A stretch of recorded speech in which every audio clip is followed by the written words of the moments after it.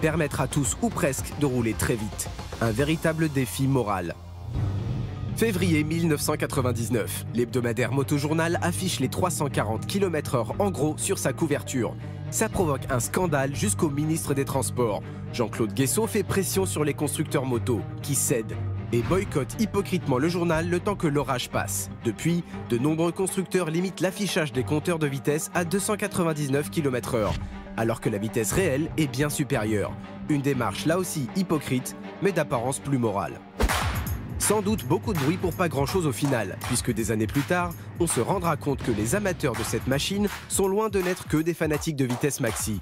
Rencontre avec quelques-uns des 3000 membres de l'Hayabusa Club France, pour qui l'argument principal de cette machine est plutôt l'agrément moteur et le confort. On le met où, lui ?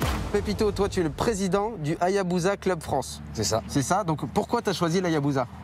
Confort, puissance et le couple de la moto. La puissance, la souplesse. C'est le fait vraiment qu'elle ait un gros moteur. Voilà. On peut rouler très loin, c'est confortable. Ce sidecar n'est pas la seule Hayabusa modifiée du jour. Donc il y a 3 roues, c'est ce qu'on appelle un trike. C'est un Hayatrike, exactement. D'accord. C'est le premier Hayatrike qui est sorti en France. Et parfois on cherche même tout l'inverse de la vitesse. Je fais aussi des concours de non-vitesse, si tu veux, de ralenti. Voilà. Quoi, ça ? On part à plusieurs motos et c'est le dernier qui arrive qui a gagné. Course de lenteur. Voilà. On trouve même des passagères prêtes à traverser la France. Depuis 1999, tu montes derrière. C'est toujours le même ? Toujours. Toujours le même pilote ? Toujours. Incroyable. Comme on habite en Alsace, c'est la frontière, la fameuse col de Forêt-Noire, je ne sais pas, vous connaissez? Ah oui, la Forêt-Noire, oui, voilà. Bien sûr. À côté de l'Allemagne, donc vous êtes allé de temps en temps sur l'autoroute faire un peu de vitesse. On fait que ça. Ah On fait que ça.